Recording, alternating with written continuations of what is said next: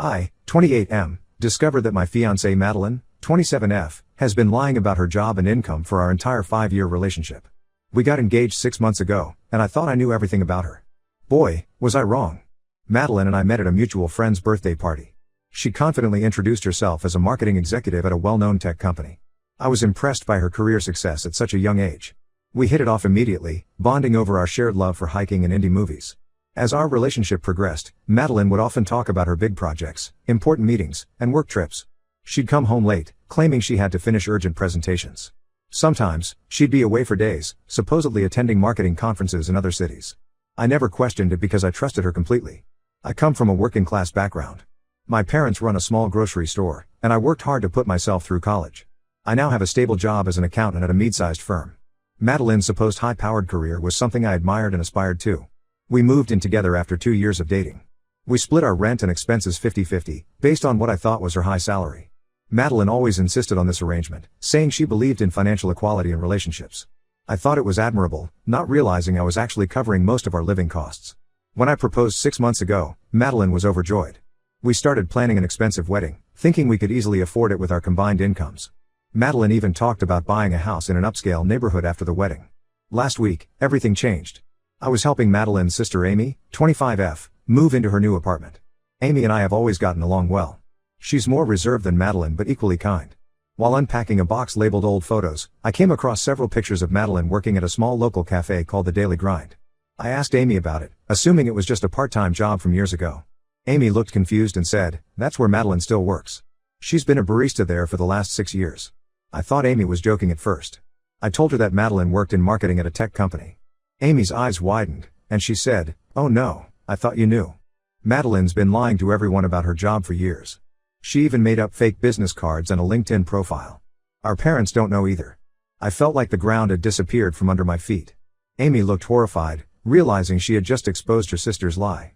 She begged me not to tell Madeline that she had accidentally revealed the truth. In a daze, I finished helping Amy move and then drove home. My mind was racing, trying to make sense of this revelation. Had our entire relationship been built on a lie? When I got home, Madeline was in the kitchen making dinner. She greeted me with a smile, asking how the move went. I couldn't hold it in anymore. I confronted her about what Amy had told me. At first, Madeline tried to deny it. She claimed Amy must be confused or playing a prank.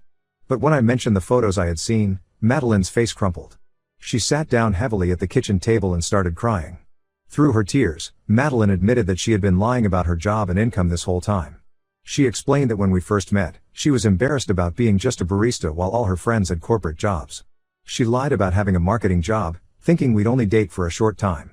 But as our relationship got serious, she felt trapped in the lie and couldn't find a way to tell the truth. Madeline revealed that she had gone to great lengths to maintain this deception. She had created a fake email account, business cards, and even a website for her fictitious marketing career. When she said she was working late, she was often picking up extra shifts at the cafe. Her business trips were actually visits to her college friend in another city, who was in on the lie and would cover for her. I was stunned by the extent of her deception. I asked about our finances, and Madeline admitted that she had been struggling to keep up with our 50-50 arrangement. She had maxed out several credit cards trying to maintain the illusion of a high-paying job. The implications of her lie began to sink in. Our expensive wedding plans, the house we were going to buy, it was all based on a fantasy. I had been unknowingly supporting us financially for years, thinking we were equals. I told Madeline I needed some time to think and went to stay with my brother. It's been a week now, and I'm still trying to process everything. I don't know if I can trust Madeline again. Our entire relationship feels tainted by this lie. Madeline has been calling and texting nonstop, begging for forgiveness and a chance to explain further. She says she'll tell her parents and friends the truth if I give her another chance. She claims she started taking online marketing courses recently, hoping to turn her lie into reality. But I don't know if I can get past this level of deception. It's not just about the job, it's about the years of elaborate lies, the financial deceit, and the break in trust. I'm questioning everything about our relationship now. Part of me still loves Madeline. We've shared so many good times, and until this revelation, I thought we had a strong, honest relationship. I'm torn between my feelings for her and the sense of betrayal I feel. I'm also worried about the practical aspects. If I break off the engagement, what happens to our shared apartment and the deposits we've already paid for the wedding? How do I explain this to our friends and family? I could use some advice. Am I overreacting? Should I give Madeline another chance to explain herself fully? Or is this lie too big to forgive? How do I even begin to trust her again if I decide to stay in the relationship? I'm lost and confused. Any insights or similar experiences would be greatly appreciated. Update 1. Thank you all for your advice and support on my last post. The past few weeks have been a roller coaster, and I wanted to give you an update on what's happened. After taking some time to think, I decided to hear Madeline out completely. We met at a neutral location, a park near our apartment where we used to have picnics. It felt strange to be there now, with this huge issue between us. Madeline came clean about everything. She walked me through her entire deception, from the moment she first lied about her job to all the elaborate steps she took to maintain the lie over the years. She had created multiple fake email accounts, not just for her fictional job but also for her imaginary colleagues. She showed me the website she had built for her fake marketing company, complete with case studies and client testimonials, all fabricated. What shocked me most was learning that Madeline had been secretly taking online classes in marketing for the past 2 years. She showed me her course certificates and said she had been trying to make her lie a reality. She had applied for several entry-level marketing positions but hadn't had any luck yet. Madeline also revealed the full extent of her financial troubles. She had racked up over $30,000 in credit card debt trying to keep up with the lifestyle she thought she needed to maintain. She had been making minimum payments, but the interest was piling up. I asked Madeline why she didn't come clean earlier, especially when we got engaged. She said she had tried to tell me the truth several times but always lost her nerve at the last moment. She was terrified of losing me and disappointed herself for not living up to the image she had created. While I appreciated her honesty, I was still hurt and confused. The scale of her deception was hard to comprehend. I told Madeline I needed more time to think about our relationship. She agreed and said she would respect my decision, whatever it might be. A few days after our talk, something unexpected happened. I got a call from Madeline's mother, Lisa. She was hysterical and asked if I knew where Madeline was. Apparently, Madeline had finally confessed everything to her parents and then disappeared. She left a note saying she was ashamed and needed some time alone. I was worried sick. Despite everything, I still cared about Madeline's well-being. I called all of Madeline's friends, but no one had heard from her. We filed a missing person report with the police. For 3 days, we had no idea where Madeline was or if she was safe. On the 4th day, we got a call from a hospital in a city about 200 miles away. Madeline had been admitted after fainting in a bus station. She was physically fine, just dehydrated and exhausted. The doctor said she had been having panic attacks. I drove to the hospital immediately. When I saw Madeline, she looked terrible, pale, with dark circles under her eyes. She broke down crying when she saw me. She said she couldn't face everyone after her lies were exposed, so she ran away. She had been sleeping in bus stations and cheap motels, too ashamed to come back. Seeing Madeline in that state made me realize that despite her lies, I still cared about her deeply. I told her that running away wasn't the solution and that we needed to face this together. She agreed to come back home and get help. We're now back in our city. Madeline has moved in with her parents temporarily while she gets therapy. She's also looking for a new job, determined to start fresh with honesty this time. As for our relationship, we're taking things day by day. I've decided to give Madeline another chance, but I've made it clear that it will take time to rebuild trust. We've postponed our wedding indefinitely and are essentially starting our relationship over from scratch. Madeline has been incredibly remorseful and is working hard to make amends. She's told all her friends and extended family the truth about her job and finances. It's been hard for her, but I'm proud of her for facing the consequences of her actions. We're also going to couples therapy to work on our communication and trust issues. It's been eye-opening to realize how much this lie affected every aspect of our relationship. We're learning to be more open and honest with each other, even about small things. Financially, we're working with a debt counselor to figure out how to tackle Madeline's credit card debt. I've agreed to help her, but only if she sticks to a strict budget and continues to be honest about her spending. I know some people might think I'm a fool for giving her another chance, but I believe people can change if they truly want to. Madeline's actions since coming clean have shown me that she's committed to being honest from now on. That said, I'm cautiously optimistic about our future, but I'm also prepared for the possibility that things might not work out. I've made it clear to Madeline that this is her last chance. Any more lies, no matter how small, and I'm done. Thank you all for your support and advice. It's been a difficult few weeks, but I feel like we're slowly moving in the right direction. I'll update again if there are any significant developments. Update 2. I want to thank everyone for their support and advice over the past few months. A lot has changed since my last update, and not all of it for the better. Madeline and I had been working on rebuilding our relationship. She was going to therapy regularly, had come clean to everyone about her lie, and was actively job hunting. Things seemed to be slowly improving between us. We were communicating better, and Madeline was being more open about her feelings and struggles. About a month ago, Madeline got a job as a social media coordinator for a small local business. It wasn't the high-powered marketing career she had fabricated, but it was a start in the right direction. The pay wasn't great, but it was honest work, and Madeline seemed excited about the opportunity to gain real experience in marketing. I was proud of her for securing a legitimate job in marketing. It felt like a positive step forward in our relationship and in Madeline's personal growth. She was working hard, coming home with stories about her day that I knew were real this time. However, last week, I discovered something that has shaken everything up again. I was using Madeline's laptop to print some documents, with her permission, when I noticed an email notification pop up. The subject line caught my eye: monthly payment confirmation. I know I shouldn't have, but given our history, I clicked on it. What I found left me stunned. The email was a receipt for a $5,000 payment to a company called Career Creators. I did some digging and found out that this company specializes in creating fake work histories, complete with websites, phone numbers for references, and even fake pay stubs.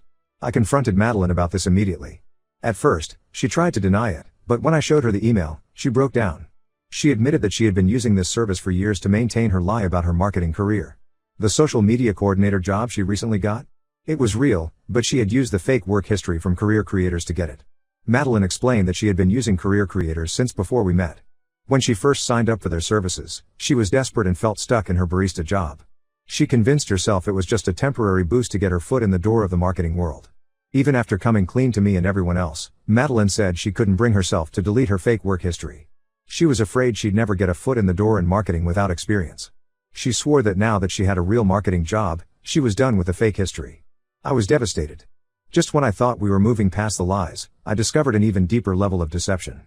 All the progress we had made in rebuilding trust over the past few months felt meaningless in light of this new revelation. Madeline begged me to understand, saying she was terrified of losing this opportunity in marketing. She promised to come clean to her new employers and delete all traces of her fake history. But for me, it was too late. The damage was done. I told Madeline that I couldn't continue our relationship. The lies were too much, too deep, and had gone on for too long. Even if she came clean now, the fact that she had continued to use the fake history after everything we'd been through was something I couldn't get past. Madeline was hysterical, promising to do anything to make it right. But I knew that I would never be able to fully trust her again. Every achievement, every story about work, every new connection she made, I would always wonder if it was based on lies. I moved out of our shared apartment the next day. Madeline's parents, who had been supportive of her after the initial revelation, were shocked and disappointed to learn about this new deception. They've told me they understand my decision to end the relationship. I'm now staying with a friend while I look for a new place. I've called off our engagement for good this time. It hurts, and part of me still loves Madeline, but I know I can never trust her again. The Madeline I fell in love with never really existed. This whole experience has been a harsh lesson in the importance of honesty in relationships. I'm taking some time for myself now, focusing on my own career and personal growth. I'm also planning to get some therapy to work through the trust issues this situation has left me with. Thank you all for your support throughout this difficult time. I hope my story can serve as a cautionary tale about the dangers of living a lie, no matter how small it might seem at first. Update 3: It's been half a year since my last update, and I wanted to share how things have progressed. After ending things with Madeline, I threw myself into my work and personal development. I started seeing a therapist to work through my trust issues, which has been incredibly helpful. We've been exploring why I didn't notice the red flags in my relationship with Madeline and how I can build healthier relationships in the future. I've also picked up some new hobbies. I joined a local hiking group and have been exploring trails in our area every weekend. It's been a great way to clear my head and meet new people. I've also started taking cooking classes, something I always wanted to do but never made time for when I was with Madeline. I've reconnected with old friends I had somewhat neglected during my relationship with Madeline. It's been eye-opening to realize how much I had isolated myself in our relationship. My friends have been incredibly supportive, and it's been healing to rebuild these connections. As for Madeline, I've heard through mutual friends that she did end up confessing to her employers about her fake work history. She lost her job as a result but has since found work at a different cafe. From what I understand, she's still in therapy and working on being more honest in all aspects of her life. A couple of months ago, Madeline reached out to me via email. She apologized again for everything and said she understood why I couldn't continue our relationship. She thanked me for pushing her to be honest, saying it was painful but ultimately freeing to live authentically. She also mentioned she's focusing on building real skills in marketing through online courses and internships. While I appreciated her email, I made it clear that while I wish her well, I have no interest in rekindling our relationship or even maintaining a friendship. The trust between us is irreparably broken. Madeline respected my wishes and hasn't contacted me since. On a more positive note, I've recently started dating again. I'm taking things very slowly and being upfront about my past experience and the importance of honesty in relationships. It's been challenging to open up and trust someone new, but I'm working on it. I've been on a few dates with a woman I met through my hiking group. It's nothing serious yet, but it's nice to feel that spark of possibility again. Professionally, I've been doing well. I took on some new responsibilities at work and even got a small promotion. I'm also considering going back to school part-time for a master's degree in accounting. It feels good to be focusing on my own goals and growth without the shadow of deception hanging over me. This whole experience has taught me a lot about the importance of honesty, both with others and with oneself. I've become much more assertive in my personal and professional life, not afraid to ask questions or verify information when something doesn't add up. I'm also more aware of my own needs and boundaries in relationships. Looking back, I can see red flags that I ignored in my relationship with Madeline. Her reluctance to introduce me to her work colleagues, the vagueness about her daily work tasks, the convenient work trips that always seemed to coincide with times I wanted to visit her office, all these things should have raised questions. But I was too trusting, too willing to believe the best about someone I loved. It's been a difficult lesson, but I'm grateful for what I've learned about myself and what I need in a partner. I know now that I value honesty and transparency above all else in a relationship. I've also learned the importance of maintaining my own identity and friendships outside of a romantic partnership. Financially, I'm in a much better place now. Without the burden of unknowingly supporting two people, I've been able to increase my savings and even start investing a bit. I'm also more careful about financial decisions and always make sure I have a clear picture of any shared expenses in new relationships. As for our shared apartment and the wedding deposits we lost, it was a financial hit, but I've come to see it as the cost of learning a valuable life lesson. Some of our vendors were understanding and gave partial refunds when we explained the situation. The rest, well, I've made peace with it. Explaining the broken engagement to friends and family was hard at first, but most people were understanding and supportive. A few mutual friends chose sides, which was painful, but it helped me realize who my true friends were. To those who might be in a similar situation, wondering if they can trust their partner or if a lie is too big to forgive, I would say this: trust your instincts. If something feels off, it probably is. Don't be afraid to ask questions and seek the truth, even if it might be painful. And remember, you deserve honesty and respect in your relationships.